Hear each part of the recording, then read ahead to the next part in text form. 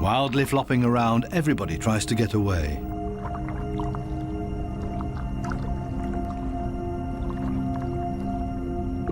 As in every city, there are also shopping opportunities here.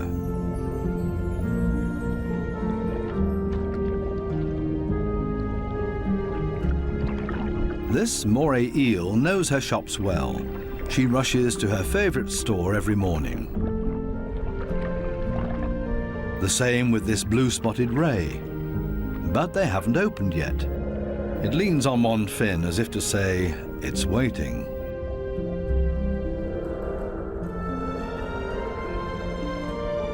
Similar problems in a branch further up.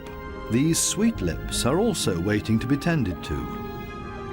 Here they come, a little late this morning. The small cleaner wrasses are starting to open their shop and are hungry. They're ready to rid their customers of parasites. This ray is also being served. It likes to have its gills cleaned. This is a barter business. One side gets cleaned, the other fed. A very fair deal. Clownfishes seem to be excluded from this business because they can't leave their anemone. In their case, the cleaner fishes make house calls.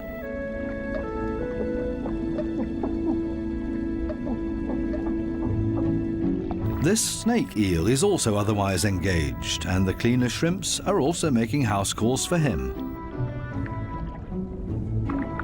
Finally, it's the moray's turn. It has a lot of nutritious freeloaders on its skin and in its gills.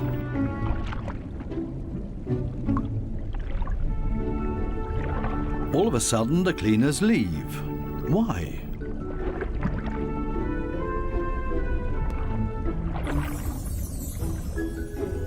This Titan triggerfish is no better off. The treatment has stopped before he was finished.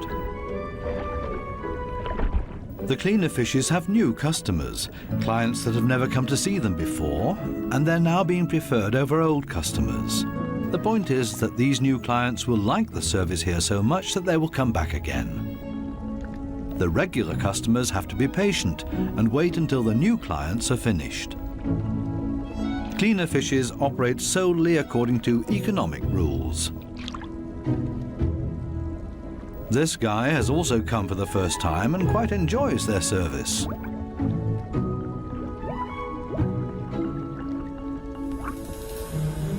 Sometimes it's too much of a good thing, though. This small black-spotted puffer just wants to look around and is not asking for a cleaning at this time. It swims away quickly and clearly annoyed. It's time to go back to the regular customers before they get impatient and leave for good.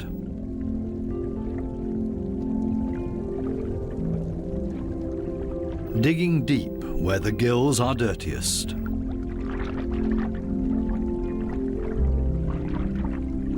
One last time through the mouth, and it's as good as new, and the teeth squeaky clean. Now this male moray can start looking for a suitable female.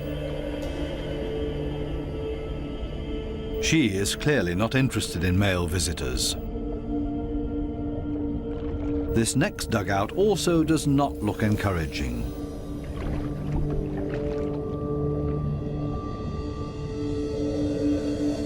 These two have already found each other. A strange pair with a triggerfish as roommate. They seem to get along just fine. It's difficult to cut in as a stranger.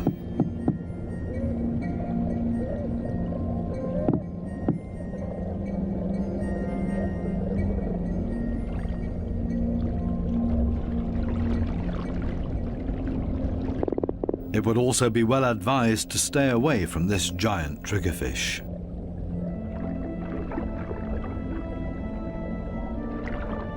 This, on the other hand, might be a different situation. It's important to be patient.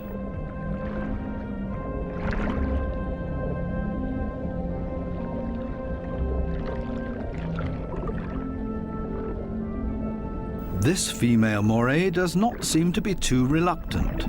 She's showing her teeth, which is not a sign of aggression, quite the opposite. she finally agrees to a date.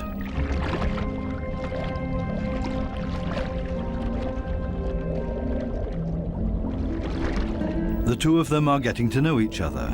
Moray eels are very gentle with their mates.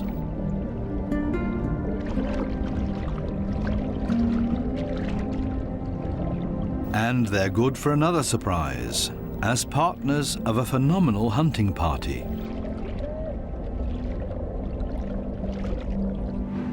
These types of hunting parties have to find each other first in this big city.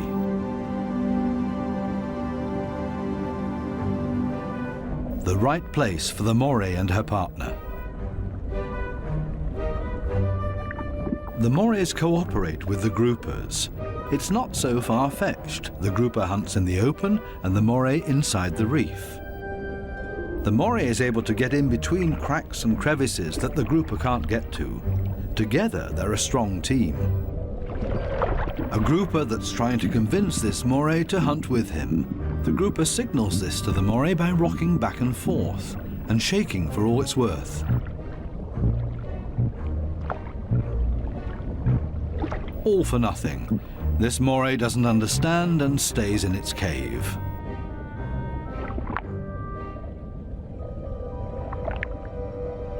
Next try. Maybe the Moray will react this time and swim with him.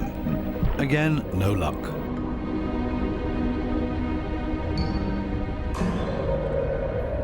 Finally, this Moray seems to understand the grouper and is hungry. The grouper tilts its head and the Moray accepts his invitation. Together they swim through the reef. The Moray prefers to swim between the dark alleyways, and the grouper decides it's safer to stay on the main streets around the reef.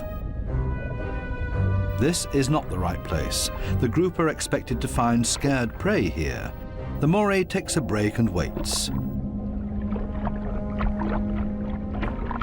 It's not going to happen this way. Again, another invitation to go. They continue through the reef to another coral head. Also nothing for them here either.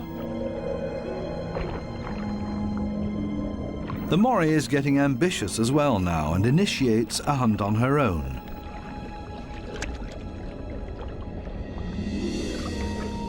She might be better at finding hunting spots.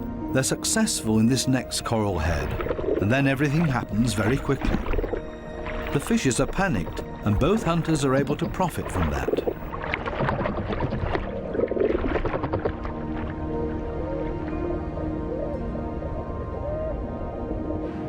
This coral city offers living space for millions. Many hideouts and crevices provide protection for everybody. My home is my castle.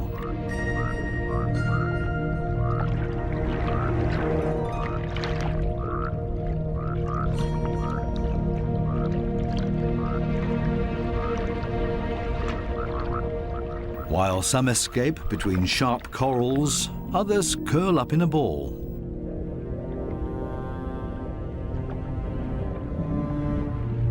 Octopuses don't have bones and are therefore able to change shape. Their homes are usually very tight and space-saving.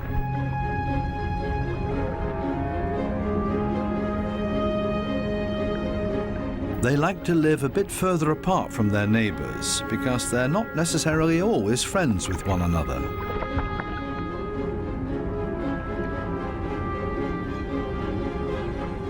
It might be best to put up a wall of stones between them. The ocean offers many hideouts, which is synonymous with survival for many ocean inhabitants.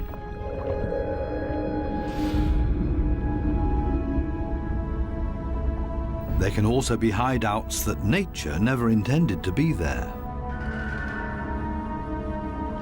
Such as this giant wreck, 240 feet deep.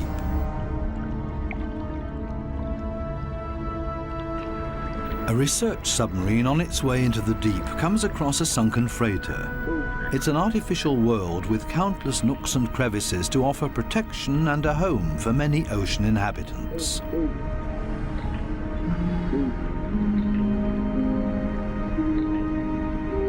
wreck has long been overgrown with all kinds of sea life. The side of the hull has become a living wall made of corals and sponges.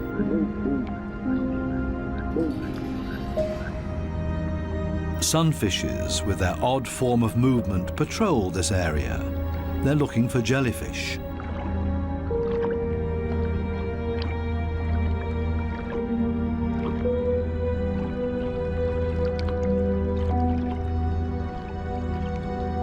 In steerage, where the current is strongest, filter feeders have found a new home, such as these sea fan corals.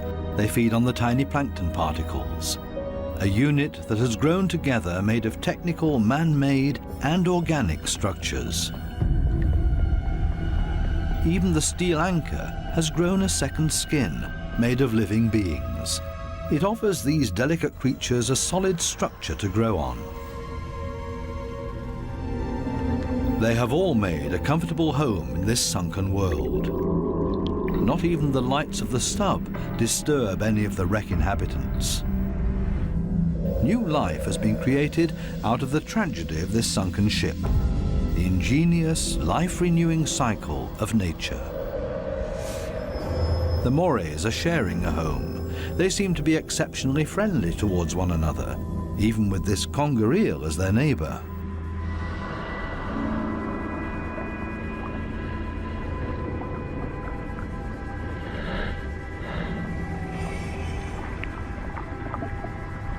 Even the octopus remains unharmed by the morays.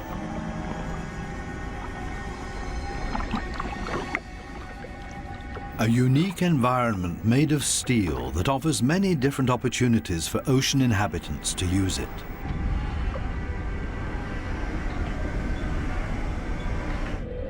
Even this fishing net offers a conger eel a place to hide. The original destination of the sub is located a bit deeper, a picturesque underwater city full of ancient amphora architecture. An antique merchant vessel sank here. Only the clay containers, once filled with Greek wine, are still visible. Now they offer homes and protection to many ocean inhabitants. Similar to the reef, hiding places are essential for staying alive down here. The amphorae have a very special shape. They taper towards the bottom, so they could be stored sitting upright in a layer of sand in the hull of the ship.